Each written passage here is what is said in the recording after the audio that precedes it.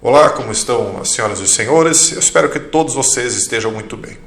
Vejam só essa matéria de hoje, que vem com a chamada em forma de pergunta. O que é que ela está dizendo? Ela pergunta o seguinte: até onde irá o governo do Reino Unido para impedir uma vitória de Vladimir Putin na Ucrânia? Essa pergunta, essa matéria, ela está no site The New Statesman, que é um site que está focado em notícias acontecendo na Escócia, na Irlanda, na Inglaterra, no Reino Unido de uma maneira geral, na Grã-Bretanha. E aí eles falam o seguinte: enquanto os fantoches da televisão russa começam a discutir o ataque nuke à Grã-Bretanha, é hora de termos um debate real sobre os objetivos de G do Reino Unido. Note como a retórica está paulatinamente mudando, que é exatamente aquilo que eu vinha dizendo desde o início. Então eles dizem aqui que aqueles que estão na televisão russa são fantoches, ou seja, eles abrem e fecham a boca, mas alguém está os controlando para que eles tenham uma retórica para discutir um ataque nuke à Grã-Bretanha. E ele, ao mesmo tempo, está admitindo que é assim que funciona o mundo da televisão, que quem está ali falando não necessariamente fala aquilo que quer, mas aquilo que alguém faz o fantoche falar. Não acontece só na Rússia, isso acontece em vários lugares, vocês entendem.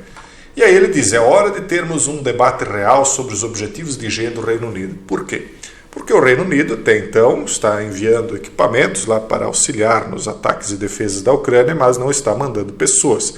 Lembram que lá atrás eu disse que essas retóricas de colocar o país como se ele estivesse num perigo iminente, de um ataque nuke, de uma terceira G, não que realmente isso não esteja acontecendo, mas que isso iria ser utilizado para justificar, colocar um medo na população, não importa de qual país, não importa de qual lado, para que essa então concordasse que o país deveria ir à G e não só mandar equipamentos, mas colocar até mesmo botas no solo para que essa disputa então fosse resolvida favoravelmente ao seu país, deixando de que ele estivesse, que ele deixasse de estar na ameaças, por exemplo, de ataque nuke.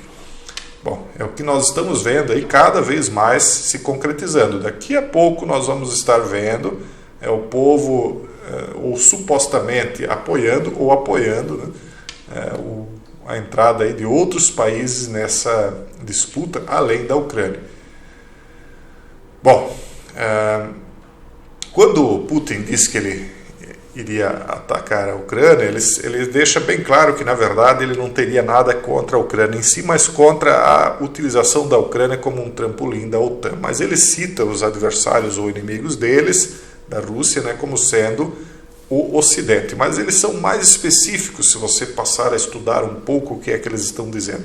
Quando eles falam em Ocidente, eles estão falando na classe dominante ocidental. Então, a classe dominante ocidental estaria em disputa, supostamente, com a classe russa, a classe dominante russa. E qual é o miolo disso aí? Qual é a gema desse ovo, como a classe dominante da classe dominante?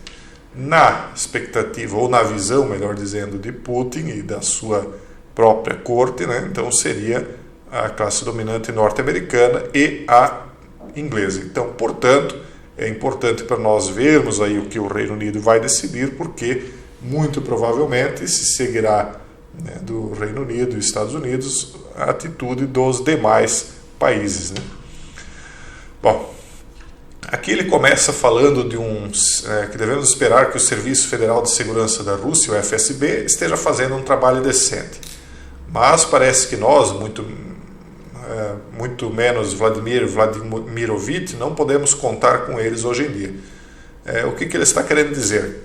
Ele conta aqui que um ex-agente da KGB, que pai do enobrecido proprietário do jornal Evgeny Lebedev, ele fazia vigilância na época, lá nos anos 80, e utilizava, pelo menos está insinuado, está nas entrelinhas aqui, é assim que eu estou entendendo, não está escrito exatamente isso, mas que esses serviços de coleta de notícias para publicação acabava facilitando, como ele diz aqui, que Lebedev passasse informações para a KGB a respeito da política do Reino Unido para Moscou.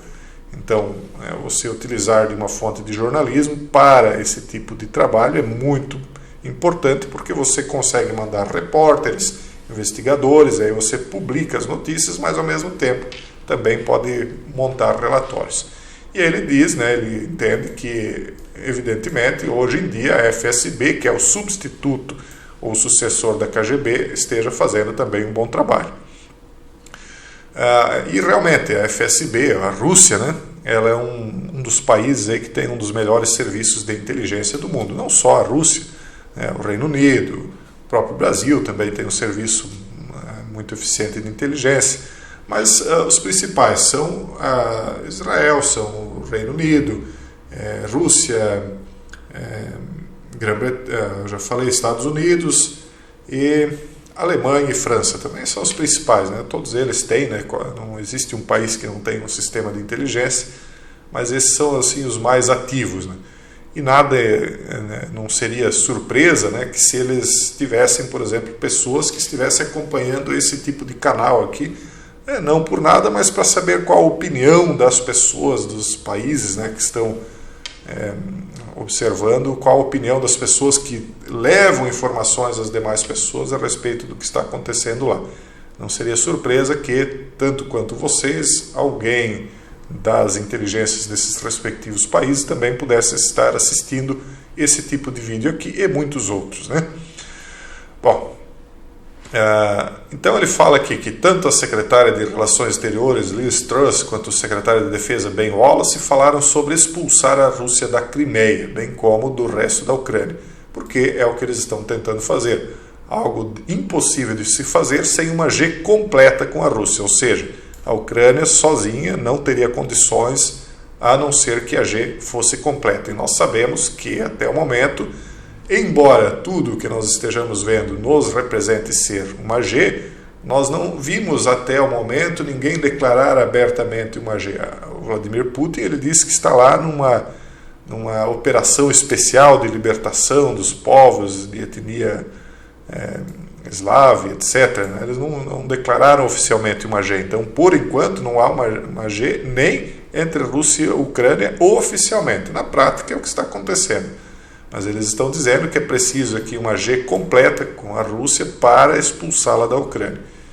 Os ministros da Defesa britânicos falaram sobre a legitimidade de disparar mísseis de fabricação britânica contra a própria Rússia.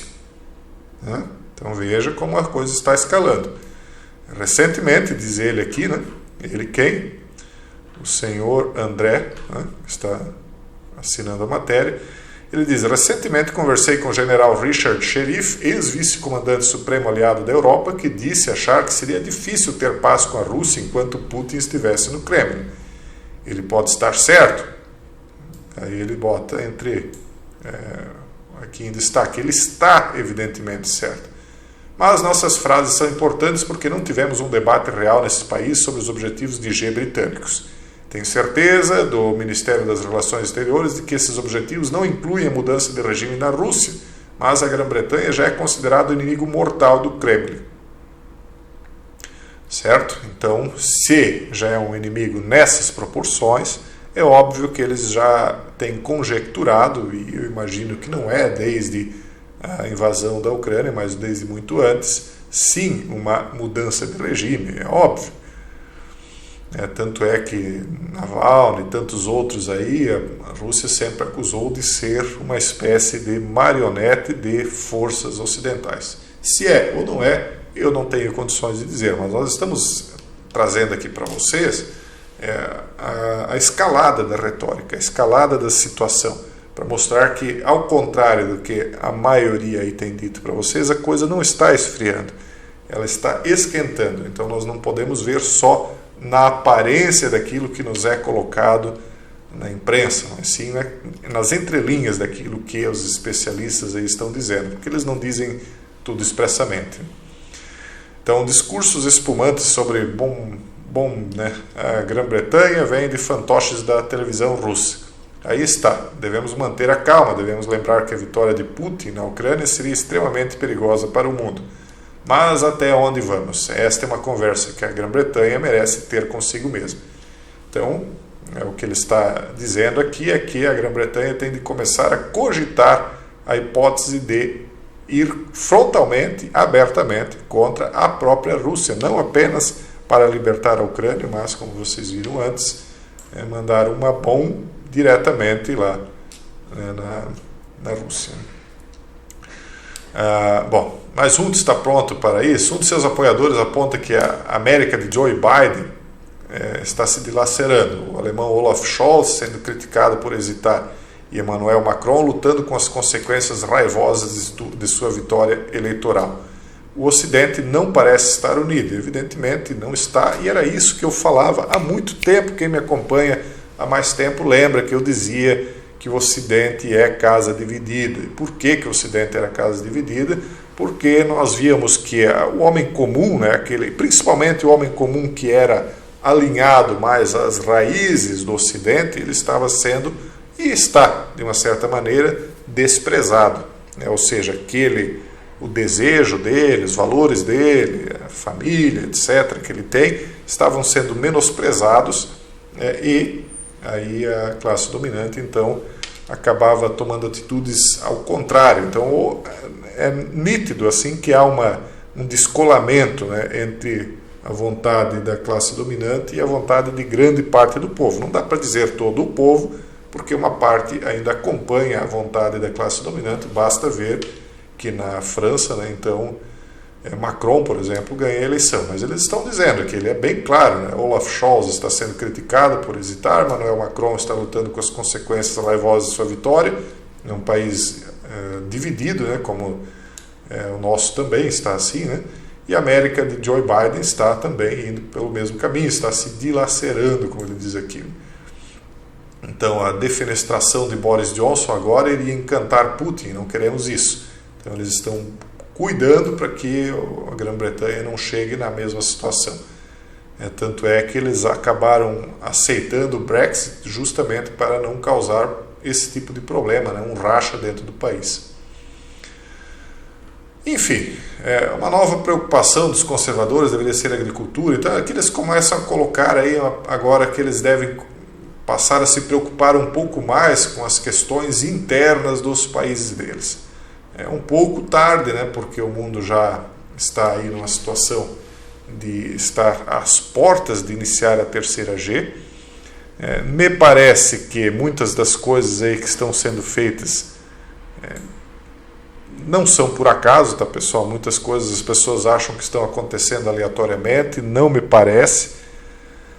E, enfim, tem coisa que a gente não pode dizer, né? Só contar com a inteligência de vocês para perceber.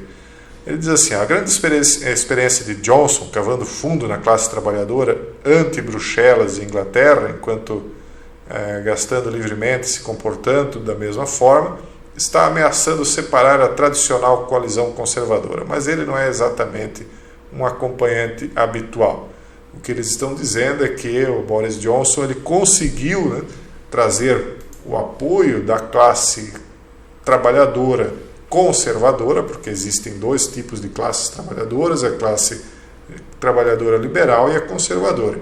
Ele ainda está conseguindo manter a classe trabalhadora com ele.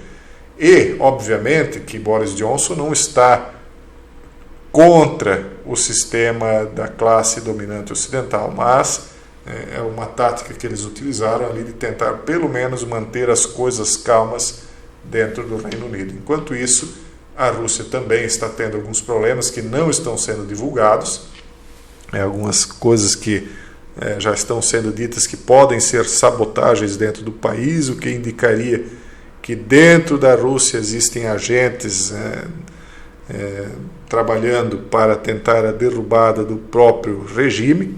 Enfim, o mundo basicamente está se encaminhando aí para o que eu tenho dito frequentemente, que é a terceira G. Nós vamos continuar acompanhando, trazendo as informações aqui para vocês, e por enquanto eu deixo um forte abraço a todos e até o próximo vídeo, se Deus quiser.